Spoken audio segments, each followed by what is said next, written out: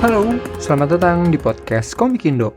Di episode kali ini, gue mau bahas sebuah komik yang sebenarnya ada dua, tapi jadi satu. Satu, tapi dua. Ya gitulah pokoknya. Komik yang mau gue bahas ini berjudul Overwitch, karya Hadiah Sanafi dan Crabocalypse.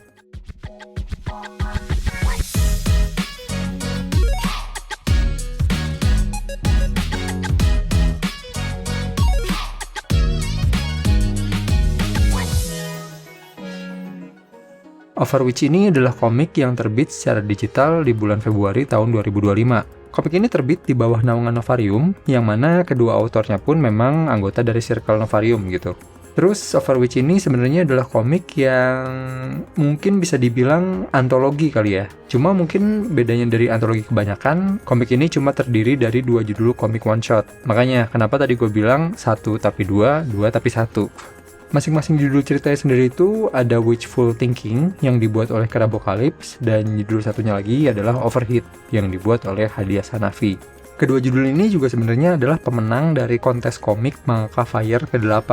Mereka itu menang sebagai juara 2 dan 3. Tema besar dari komik Overwitch ini adalah komik fantasi yang menceritakan mengenai lupa, di mana nantinya masing-masing judul akan mengambil perspektif yang berbeda terkait pengalaman lupa itu sendiri. Untuk genrenya, dari deskripsi resminya ya, untuk Wishful Thinking itu slice of life, komedi, dan drama, sedangkan Overheat itu action, romantic, komedi. Dan kedua judul ini punya rating pembaca untuk umur 13 tahun ke atas. Oke, mungkin reviewnya akan gue mulai dari universe-nya dulu kali ya, karena kesamaan yang cukup kuat di kedua judul ini tuh di universe-nya gitu. Walaupun gue gak tahu apakah komik ini universe-nya sama atau enggak, tapi dua-duanya menggunakan setting dunia fantasi, yang mana untuk Wishful Thinking itu berfokus di sekolah atau circle penyihir gitu ya, sedangkan Overheat make sudut pandang di kalangan para adventurer lah, yang suka masuk ke dungeon-dungeon gitu. Sekalipun bisa dibilang halaman komik ini terbatas gitu ya, karena memang one shot dan diperuntukkan untuk lomba juga, tapi menurut gua universe yang disajikan tuh cukup mudah dicerna gitu. Soalnya sekalipun yang dipakai adalah universe fantasi yang biasanya perlu penjelasan gitu ya, tapi mereka pakai elemen-elemen yang cukup common di kalangan pembaca gitu, kayak naga, dungeon, demon, witch, yang mana ngebuat gue sebagai pembaca nggak mempertanyakan kenapa itu ada di situ, tapi udah langsung ngerasa kayak, oh ya memang mereka ada di situ, udah fit in aja sama world-nya. Lanjut ke karakter. Ya karena ini antologi ya, yang mana porsinya memang harus bagi-bagi, karakter yang dimunculin pun nggak bisa banyak-banyak. Ya masing-masing cerita ini munculin 2 karakter core aja. Untuk yang cerita Wishful Thinking ini, karakter utamanya adalah seorang perempuan, namanya Letty. Dia murid di sekolah sihir, kayak witch in training gitu kali ya. Sedangkan untuk yang cerita Overheat sendiri, karakter utamanya adalah seorang kesatria badai salju untuk lebih tepatnya. Nama si kesatria ini adalah Gin. Nah, kedua karakter utama ini punya irisan lah, dimana irisannya tuh adalah tema besar dari kompilasi Overwitch ini. Ya, karakter utama masing-masing cerita ini dilabeli sebagai orang yang pelupa gitu. Terus karakter lain yang bukan karakter utamanya pun mungkin oversimplified-nya ya, bisa gua kelompokin sebagai orang yang terkena dampak sifat pelupa si karakter utamanya. Kerennya di kedua komik ini, sekalipun komik antologi, tapi komikusnya tuh ngasih karakter development untuk para pemeran utamanya gitu. Walaupun ada yang subtle ya, maksudnya ada yang ceritanya memang fokus ke karakternya, ada juga yang fokus ke event yang terjadi. Sekalian aja, langsung gua masuk ke cerita. Untuk ceritanya sendiri, menurut gua sih ada tipe penceritaan yang berbeda untuk kedua judul ini. Untuk yang Wishful Thinking, itu rasanya lebih ke karakter driven, dimana memang cerita ini ngikutin kegalauan dan kebutuhan karakternya. Walaupun memang di-trigger sama satu kejadian tertentu, tapi story-nya progress tuh karena keputusan si Letty, karakter utamanya ini. Nah, sedangkan untuk Overheat, menurut gue sih lebih ke yang plot driven, karena karakter di komiknya tuh menjalani event yang udah given gitu. Ya memang eventnya sendiri terjadi karena keputusan si karakter itu, tapi proses pembuatan keputusan si karakter utamanya sampai eventnya terjadi itu terjadi di luar cerita komik ini gitu. Jadi fokus ceritanya saat komik ini disajikan itu bukan konflik untuk menentukan keputusan itu,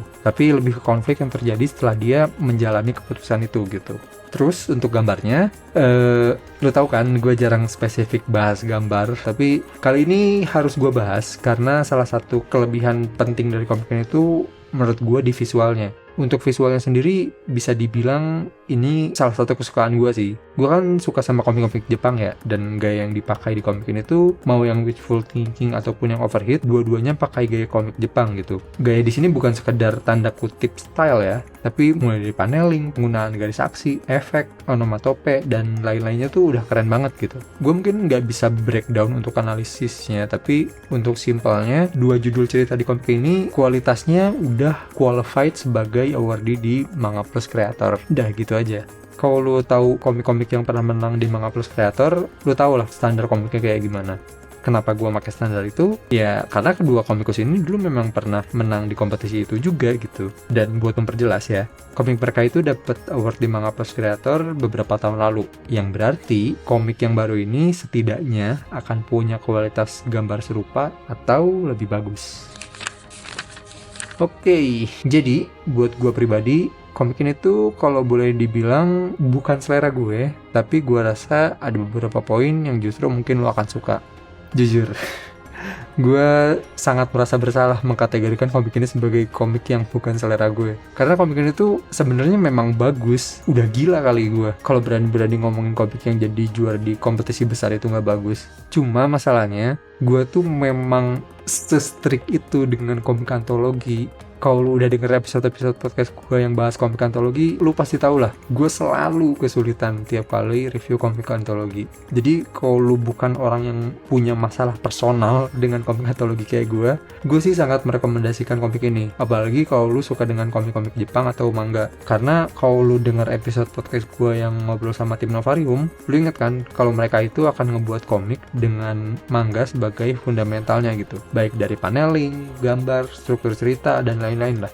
Dan sebenarnya gue beres baca komik ini tuh jadi mikir, oh gini kali ya perasaan baca cerita-cerita one shot di majalah komik Jepang kayak Shonen Jump, Shonen Ganggang, dan semacamnya gitu. Soalnya rata-rata serialisasi di Jepang semua dari one shot beberapa halaman dulu kan. Oke, lanjut lagi. Sekalipun gue punya personal issue dengan komik antologi, tapi gue tetap menemukan hal-hal yang menyenangkan di komik ini. Kalau untuk wishful thinking, sekalipun halamannya terbatas, tapi gue bisa merasakan ceritanya komplit gitu di delivernya. Dari awal mula permasalahan, kegelisahan, developmentnya, sampai klimaks dan penyelesaian.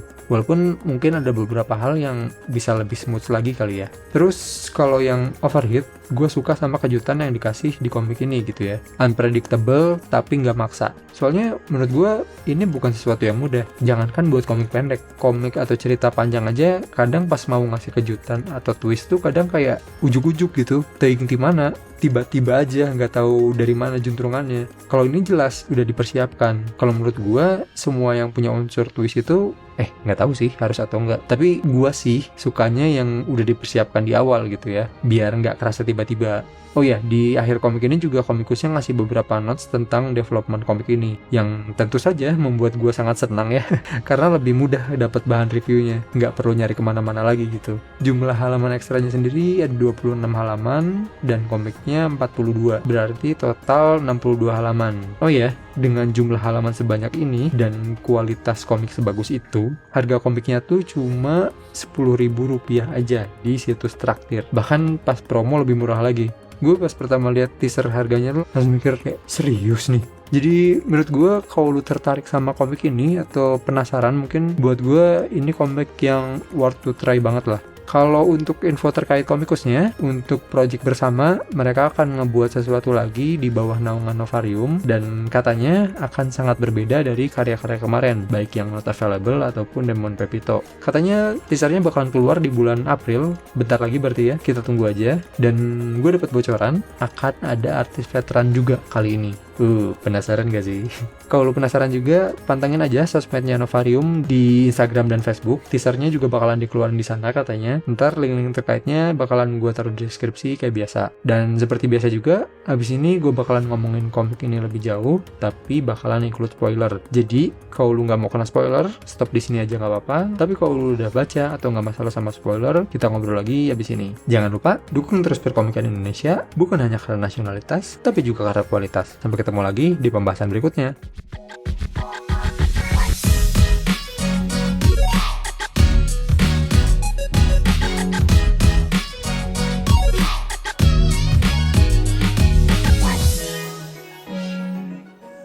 Oke, side notes. Bentar, sebelum kita bahas lebih jauh, izinkan gue untuk curhat sebentar. Karena gue ngerasa rada beban nih nge-review komik mereka. Udah mah karya mereka menang di kompetisi, dan kuratornya juga juri-juri yang udah jadi komikus profesional sejak lama gitu. Gue tuh mau ngomentarin lebih lanjut, ada perasaan kayak, yang bener aja anjir. But anyway, gue bakalan tetap komentar. Karena ya namanya pembaca, sah-sah aja kan ngomongin experience dia pas baca. Oke, mungkin pembicaraan akan gue mulai dari tema lupa itu sendiri yang diusung komik ini. Dari yang wishful thinking dulu. Gue rasa untuk komik ini, penunjukan bahwa dianya lupa itu udah oke banget lah. Ya dia lupa bahan ramuan, lupa cuci topi, lupa nyatet. Gue sebagai yang baca udah nangkep banget si Letty ini pelupanya parah banget. Dan ini ngebuat kekhawatiran Letty untuk lupa tentang neneknya ini bisa cukup dimaklumi. Walaupun gue pribadi prefer ada eskalasinya lebih lagi. Soalnya lupa siapa keluarga lu kan kayaknya a whole different level ya. Ya mungkin bisa dikasih dialog penegasan lagi dari orang lain yang ngebuat dia kepikiran kalau dia bisa lupa neneknya. Dan persoalan dialog ini juga gue rasain lagi pas di bagian akhir, dimana Letty nyadar ramuan yang dibuatnya itu bukan yang dia butuhkan. Gue tuh baru nyadar hal itu pas si Letty literally bilang kalau ini adalah ramuan penangkal rupa bahan ramuan. I mean, sayang aja sih. Soalnya kalau misal gue bisa merasakan kegusaran si Letty atau gue bisa notice ada sesuatu yang salah abis si Letty minum ramuannya, gue rasa efek kejut atau simpatiknya bisa lebih gede lagi buat si Letty gitu.